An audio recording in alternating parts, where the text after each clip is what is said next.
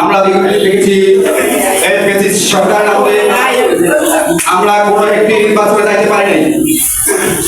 14, 18, 24 তিনটা নির্বাচন হয়েছে, তিনটা নির্বাচন আমরা যাইতে পারি না।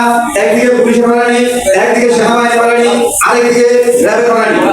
তাই আমরা যে জায়গা থেকে পাচ্ছি আমরা বিএনপিকে সমর্থন দিয়ে যাচ্ছি। আর বিশেষ করে আমাদের আব্দুল হান্নান পাটোয়ারি ভাই, উনি বিগত ফরিদগঞ্জে যা করেছেন, যত মামলা খেয়েছেন এই প্রেসিডেন্টের আমলে, আমরা তা কখনো উপভোগ করতে পারিনি। আর এখন 5 আগস্টের পরে যা হয়েছে আর যা দেখেছি, ওই প্রেসিডেন্টের কিছু লোক এখনো আনাচে কানাচে থেকে আমাদেরকে হয়রানি করার চেষ্টা করছে। তাই আমরা এখানে বেশি বক্তৃতা দিব না, বেশি কথা বলবো না। আমরা বলতে চাই একটা কথাই, যে যেখানে থাকেন, যেভাবে থাকবেন, সব কথা থাকবেন, প্রতিষ্ঠানের দলে ঢোকানোর চেষ্টা করবেন না। আর বিশেষ করে 11 নং সরজুকিয়া পূর্বনারায়ণ সন্দেশপুর বেড়িবাজারের খোকন ভূঁইয়া, যিনি আমাদের শ্রদ্ধেয় বড় ভাই ও সম্মানিত ব্যক্তি, বিএনপির সাথে দীর্ঘ সময় কাটিয়েছেন, যার তুলনা নাই, যার কৃতিত্ব আমরা কখনো শেষ করতে পারবো না। খোকন ভূঁইয়া সাহেব আমাদেরকে যেভাবে সমর্থন দিয়েছেন, আমরা সেভাবে চলেছি। আর একটি কথা আমরা আজকে বলতে চাই, ফ্যাসিস্ট যা করেছে আমরা তা করবো না। আমরা সুস্থ সবলভাবে থাকবো, আমাদের কর্মীদের নিয়ে একসাথে থাকবো। নতুন করে গড়বে বাংলাদেশ রে জনগণ, তারেক জিয়ার হবে আগমন।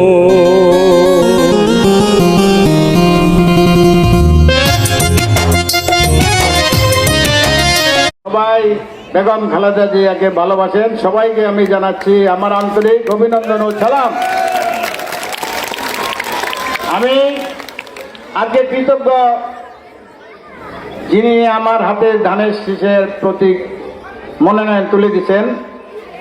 আমি স্মরণ করছি আজকে শহীদ প্রেসিডেন্ট জিয়াউর রহমানকে, যিনি স্বাধীনতার ঘোষক ছিলেন, যিনি অত্যন্ত ভালো মানুষ ছিলেন, যার বদলে এই দলটা এত সুন্দরভাবে পরিচালিত হচ্ছে।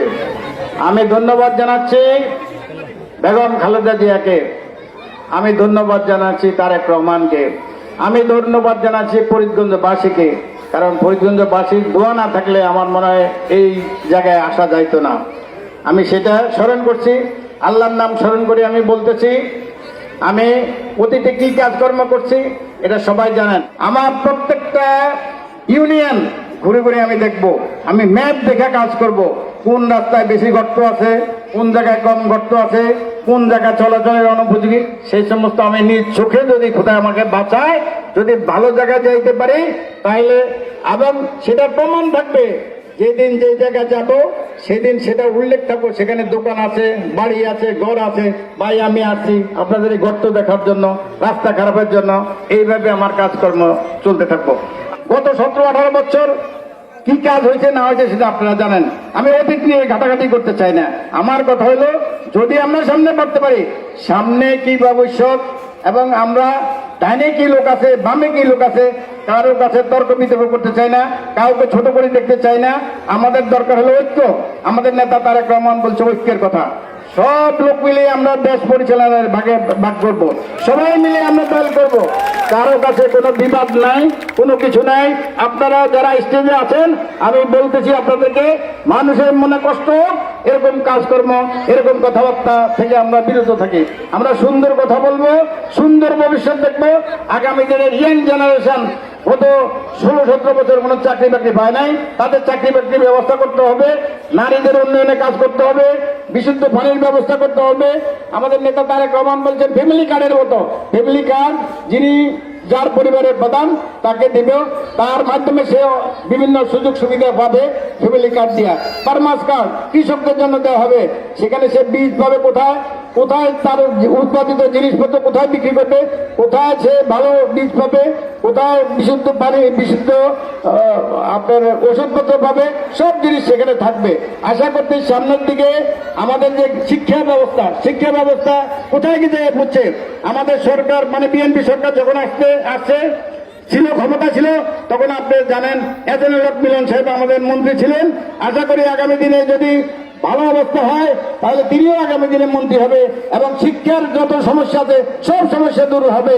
আমাদের নেতা তারেক রহমান এক জাত তরুণ নেতৃত্ব, আপনি দেখেন সবাই কোয়ালিফাইড, এবারকার যাদেরকে মনোনয়ন দিচ্ছে আপনারা দেখেন, যদি এখানে যারা ফেসবুক চালান তারা দেখেন এক জাত তরুণদেরকে নিয়ে উনি সেই তার মানে দেশ সাজানোর জন্য উন্নত বিশ্বের থেকে সাথে তুলনা দিয়ে এবং উন্নত বিশ্ব থেকে বিভিন্ন আইডিয়া সংগ্রহ করে এক জাগ তরুণ নেতৃত্ব সামনে বাড়বে, এক জাগ মহিলারা ইয়াং জেনারেশন সামনে বাড়বে। আশা করি কাজকর্মে ব্যবসা বাণিজ্যের সুযোগ সুবিধা হবে, চাকরি বাকরির সুযোগ সুবিধা হবে, দেশের উন্নয়নে আমরা সবাই মিলেমিশে কাজ করব। আর যারা দাঁড়িয়ে বামে আছে সব লোকরে আমরা আমাদের বুকে জড়াই নিয়ে সামনের দিকে অগ্রসর হব। আমাদের মধ্যে কোনো দ্বিধাদ্বন্দ্ব থাকবে না, হিংসা বিদ্বেষ থাকবে না। আমরা সেইভাবে একটা সমাজ গড়ে তুলব এবং আমাদের নেতা নেত্রীর কথাও সেটা সেইভাবে আমরা সামনের দিকে অগ্রসর হব। সোজা কথায় আমরা ভালো কাজ করব, অতীতে ভালো খারাপ কাজ করি নাই, সামনের দিকেও খারাপ কাজ করবো না, ভালো কাজ করব।